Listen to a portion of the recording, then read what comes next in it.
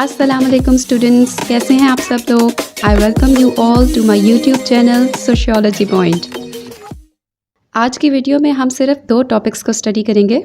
پہلے ہم دیکھیں گے کہ کلچر کی ٹائپس کون کون سی ہیں، اور پھر یہ ٹائپس پڑھنے سے آپ کو پتہ چلے گا کہ what is cultural league.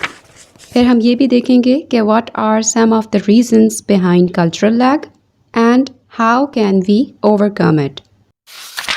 Cultural lag کے سلسلے میں ولیم آبگرن کا نام اور اس کی کنٹریبیوشنز بہت زیادہ امپورٹنٹ ہیں۔ He was a very famous sociologist. اس نے بیسیکلی کلچرل چینج کو اسٹڈی کیا اور کلچر کو 2 مختلف ٹائپس میں پریزنٹ کیا۔ پہلی ٹائپ ہے مٹیریل کلچر اور دوسری naan material culture. Material culture کے نام سے ہی پتہ چل رہا ہے کہ یہ کلچر کا وہ پارٹ ہے جو ٹینجیبل یعنی مٹیریل یا فزیکل فارم میں ایگزسٹ کرتا ہے۔ اس کو ہم ٹچ کر سکتے ہیں، نیکڈ آئی سے آبزرو بھی کر سکتے ہیں۔ And because culture is the man made environment, تو مٹیریل کلچر میں ساری وہ کانکریٹ آبجیکٹس آ جاتی ہیں جن کو انسانوں نے خود اپنے ہاتھوں سے پروڈیوس کیا ہے۔ آپ کے ارد گرد ایسی ہزاروں لاکھوں چیزیں ہیں جن کو آپ اپنی 5 سینسز کی مدد سے آبزرو کر سکتے ہیں۔ فار ایگزامپل، آپ نے دیکھا ہوگا کہ آپ تو شلوار قمیص پہنتے ہیں پاکستان میں، لیکن عرب کے لوگ لمبا سا ایک گاؤن پہنتے ہیں جس کو وہ ثوب کہتے ہیں۔ آپ کے ملک میں عام بندہ میٹرو بس سروس یوز کرتا ہے، جبکہ یورپ میں لوگ سب وے ٹرینز سے بھی سفر کرتے ہیں جو کہ آپ کے ہاں اویلیبل نہیں ہے۔ آپ کے ہاں روٹی سالن کھایا جاتا ہے، جبکہ بہت سے دوسرے کلچرز میں ٹیکوز، پیزاز اور شاورما جیسی فوڈ آئٹمز پاپولر ہیں۔ اپنے گھر کے آس پاس کے ایریا میں آپ کو کیا نظر آتے ہیں؟ مسجد یا مندر؟ All these objects exist in the external environment in material form۔ اچھا، یہ چیزیں کسی نہ کسی ہیومن نیڈس کو بھی ایڈریس کر رہی ہوتی ہیں۔ مثلاً لوگ بس یا گاڑی سے ایزیلی دفتر پہنچ جاتے ہیں اور ان کو 5 یا 10 کلومیٹر پیدل چل کر نہیں جانا پڑتا۔ لوگ سردی سے بچنے کے لیے جیکٹ یا سویٹرز پہنتے ہیں، یعنی it is a different clothing pattern that protects them against cold. اس لیے وقت کے ساتھ ساتھ جیسے حالات اور واقعات بدلتے جاتے ہیں تو مٹیریل کلچر بھی ساتھ ساتھ ہی اپڈیٹ ہوتا رہتا ہے۔ نئی ٹیکنالوجیز آ جاتی ہیں، نئے گیجٹس اور اپلائنسز انٹروڈیوس ہو جاتے ہیں۔ پہلے آپ نے آبزرو کیا ہوگا کہ واش رومز گھروں سے باہر بنا کرتے تھے، اب ہر کمرے کے ساتھ اٹیچ بات ہوتا ہے۔ تو اس طرح سے زندگی کو آسان بنانے کے لیے انسان نئے نئے ایکسپیریمنٹس، ڈسکوریز اور انوینشنز کرتا رہتا ہے۔ یہی وجہ ہے کہ مٹیریل کلچر بہت تیزی سے اپڈیٹ ہوتا رہتا ہے۔ On the other hand, non material culture اس کے بالکل اپوزٹ ہوتا ہے۔ نان مٹیریل کلچر کو سمبولک کلچر بھی کہتے ہیں، اور نان مٹیریل اور سمبولک ان ناموں سے ہی پتہ چل رہا ہے کہ یہ کلچر کا وہ پارٹ ہے جو عام لوگوں کی کامن انڈرسٹینڈنگ اور ان کے دماغوں میں تو ایگزسٹ کرتا ہے، لیکن کوئی اس کو ڈائریکٹلی آنکھوں سے دیکھ نہیں سکتا، ہاتھ سے ٹچ بھی نہیں کر سکتا۔ فار ایگزامپل، 40واں کیا ہوتا ہے؟ سلامی کسے کہتے ہیں؟ تیرا بیڑا ترجے، اس بات کا کیا مطلب ہے؟ یہ سب آپ کو تو پتہ ہے کیونکہ آپ کی کامن انڈرسٹینڈنگ میں ہے، یعنی یہ سب آپ کے اممیٹیریل کلچر کا پارٹ ہے۔ لیکن اگر کوئی شخص افریقہ سے بلانگ کرتا ہے تو اس کو بالکل بھی نہیں سمجھ آئے گا کہ کسی شخص کے مرنے کے 40 دن بعد لوگ کیوں اکٹھے ہوئے ہیں۔ پاکستانی شادی میں خالی ہاتھ نہیں آنا تھا، بلکہ دولہا دلہن کے لیے کوئی گفٹ یا پیسے وغیرہ ساتھ لے کے آنے تھے۔ اور تیرا بیڑا تر جائے، اس بات کو سن کے آفینڈ نہیں ہونا، کیونکہ یہ بات کہنے والا شخص آپ کو سچ مچ میں کوئی گالی یا کوئی بد دعا وغیرہ نہیں دے رہا۔ یہ سب آپ کے لیے تو بہت ہی آبویس ہے، لیکن اس افریقن شخص کے لیے یہ اتنا ہی کنفیوزنگ ہے۔ ان ایبسٹریکٹ کانسیپٹس کو سمجھنے کے لیے اس کو پاکستان میں کافی ٹائم اسپینڈ کرنا پڑے گا، کیونکہ ایسا تو ہے نہیں کہ آپ ایک بٹن دبائیں اور آپ کے سارے کلچرل بیلیفز، ٹریڈیشنز، لینگویج اور ویلیوز اس میں ٹرانسفر ہو جائیں۔ یہ بس انسان کے دماغ میں اس کی انڈرسٹینڈنگ میں ہوتے ہیں، ان کی کوئی فزیکل ایگزسٹنس نہیں ہوتی۔ اسی لیے ان کو سمجھنا اور ان کو اڈاپٹ کرنا ایک سلو پروسیس ہے۔ چلیں اب دیکھ لیتے ہیں کہ آپ کو مٹیریل اور نان مٹیریل کلچر کی کتنی سمجھ آئی ہے۔ آرکیٹیکچرل ڈیزائن، یہ نان مٹیریل کلچر ہے یا مٹیریل؟ آئی ہوپ آپ لوگوں نے صحیح جواب دیا ہوگا۔ Architectural design is an example of material culture. کیوں؟ کیونکہ آپ اس کو ڈائریکٹلی آبزرو کر سکتے ہیں۔ کیسے کہ آپ مسجد کو مندر سے کیسے ڈفرینشیٹ کرتے ہیں؟ اس کے آرکیٹیکچرل ڈیزائن کی وجہ سے، کیونکہ مسجد کے ڈیزائن میں مینار اور گنبد بھی بنے ہوتے ہیں۔ چلیں ایک اور سوال، کھانا دائیں ہاتھ سے کھانا، یہ مٹیریل کلچر ہے یا naan material culture? I hope آپ سب لوگوں نے نان مٹیریل کلچر ہی کہا ہوگا۔ کھانا دائیں ہاتھ سے کھانا is a part of non material culture because it's just a concept, it's a part of your cultural training, there is nothing tangible in it. انہی دونوں کانسیپٹ سے ریلیٹڈ ہے ہمارا نیکسٹ کانسیپٹ جو کہ ہے کلچرل لیگ۔ یہ concept بھی ولیم آپگرن نے ہی پریزنٹ کیا تھا، اور ہم دیکھیں گے کہ کلچرل لیگ کا ڈائریکٹلی تعلق کس فینومینن سے ہے؟ سوشل چینج سے۔ سب سے پہلے تو ولیم آپگرن نے ڈیفائن کیا کہ کلچر کے 2 ایسپیکٹس ہوتے ہیں، ایک مٹیریل کلچر جسے آپ ڈائریکٹلی آبزرو کر سکتے ہیں، اس کی فزیکل ایگزسٹنس ہوتی ہے، اور یہ ٹینجیبل فارم میں موجود ہوتا ہے جیسے کہ فرنیچر، کلودنگ، پینٹنگز ایٹسٹرا۔ دوسرا ہوتا ہے non material aspect of culture جسے آپ ڈائریکٹلی آبزرو نہیں کر سکتے، اس کی کوئی فزیکل ایگزسٹنس نہیں ہوتی، بلکہ یہ ایبسٹریکٹ لیول پر لوگوں کی صرف انڈرسٹینڈنگ میں ایگزسٹ کرتا ہے، جیسے کہ funeral customs, language, desirable and undesirable values etcetera. تو ولیم آپگرن کلچر کی ان 2 ایسپیکٹس کو سوشل چینج سے کنیکٹ کرتے ہوئے کہتا ہے کہ material part of the culture پہلے چینج ہوتا ہے، یعنی this part of the culture is more responsive to change.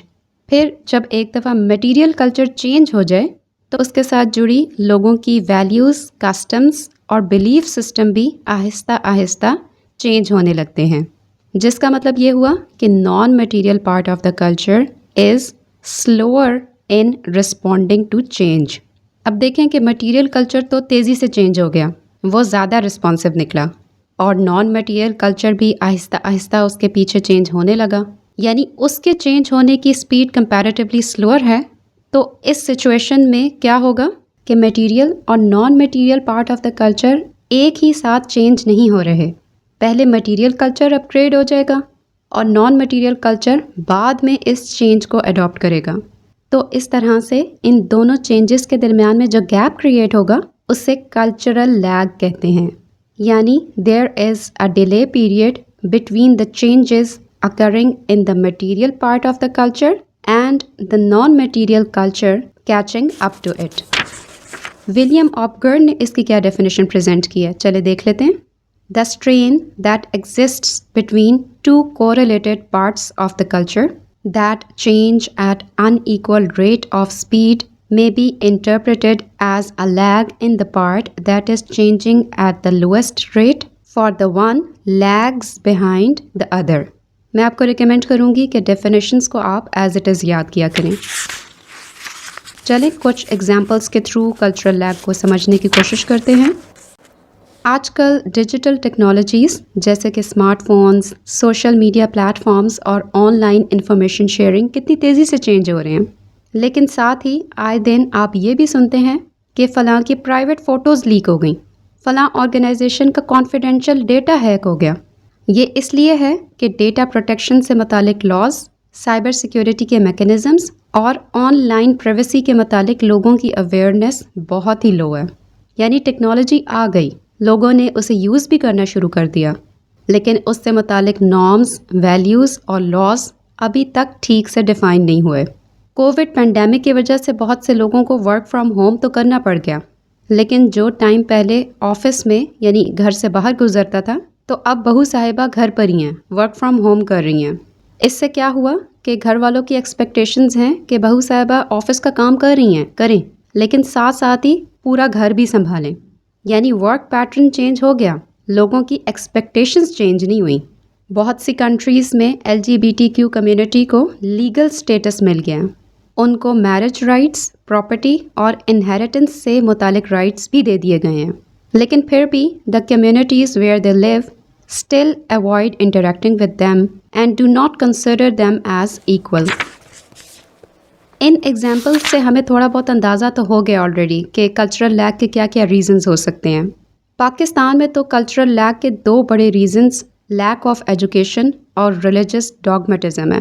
تعلیم سے ذہن کھلتا ہے، ایجوکیٹڈ شخص ٹیکنالوجی کو زیادہ جلدی سیکھتا ہے اور اس کے ساتھ ساتھ اپنی لائف اور بلیف سسٹم کو بھی ایڈجسٹ کر لیتا ہے۔ آن دا کنٹری، تعلیم کی کمی کی وجہ سے یہ سب چیزیں سلو ہو جاتی ہیں۔ سیکنڈلی، ہمارے ہاں ہر چھوٹی سے چھوٹی چیز میں بھی اسلام داخل کر دیا جاتا ہے۔ جب پہلی دفعہ اسپیکرز یعنی مائکروفونز انٹروڈیوس ہوئے تھے تو پاکستانی عوام نے ان کو کافی دیر سے ایکسیپٹ کیا تھا۔ اس کی کیا وجہ ہے کہ مولوی صاحبان نے اسپیکر یا مائکروفون کی آواز کو شیطانی آواز قرار دے دیا تھا۔ تو ایسے میں آپ ہی بتائیں کہ چینج کیسے آئے گی؟ اور بھی کافی سارے ریزنز ہو سکتے ہیں۔ مثلاً جب بھی کوئی نئی ٹیکنالوجی، کوئی نیا گیجٹ یا کوئی نیا فرنیچر وغیرہ آتے ہیں تو سب سے پہلے ان کو امیر لوگ اڈاپٹ کرتے ہیں، خریدتے ہیں، کیونکہ سچ تو یہ ہے کہ افورڈ بھی وہی کر سکتے ہیں، اور باقی کی 80% آبادی جن کی افورڈیبلٹی لو ہے ان تک یہ چیز بہت دیر سے پہنچتی ہے۔ ایک اور وجہ ہمارے ہاں باپ دادا کی روایتیں بھی ہیں۔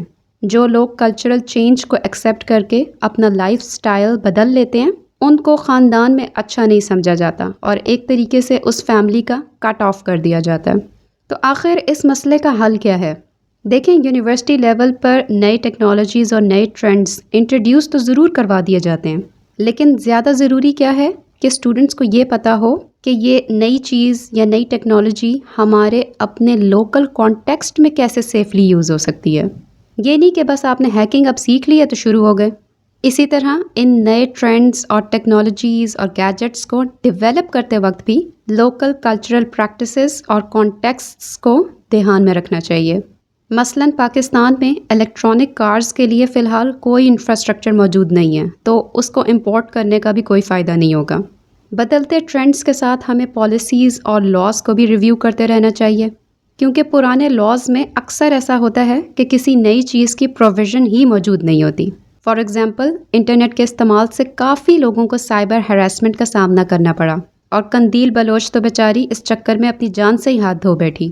لیکن سائبر کرائمز کے متعلق ابھی بھی کوئی واضح قانون سازی نہیں کی گئی۔ اس کے علاوہ کچھ ایسے میتھڈز یا ٹولز ہوتے ہیں جن کو ایک دم سے کسی بھی کمیونٹی میں نہ انٹروڈیوس کروایا جا سکتا ہے اور نہ ہی کروانا چاہیے۔ مثلاً کانٹراسیپٹیو میتھڈز، پہلے میڈیا پر ان کے متعلق اویئرنیس پیدا کرنی ہوگی کہ ان کانٹراسیپٹیو میتھڈز کو اڈاپٹ کرنے میں کیا فائدہ ہے، اس کے استعمال کے کوئی نقصانات تو نہیں ہیں۔ لوگوں کو اعتماد میں لینے سے اس چیز کا ایکسیپٹنس ریٹ بڑھ جاتا ہے۔ تو فائنلی یہ تو تھا ہمارا آج کا لیکچر، جس میں ہم نے material culture, naan material culture اور کلچرل لیگ کو اسٹڈی کیا۔ اب آپ سے انشاءاللہ کسی اور ویڈیو میں ملاقات ہوگی۔ If you have any questions, you can always email me. اللہ حافظ۔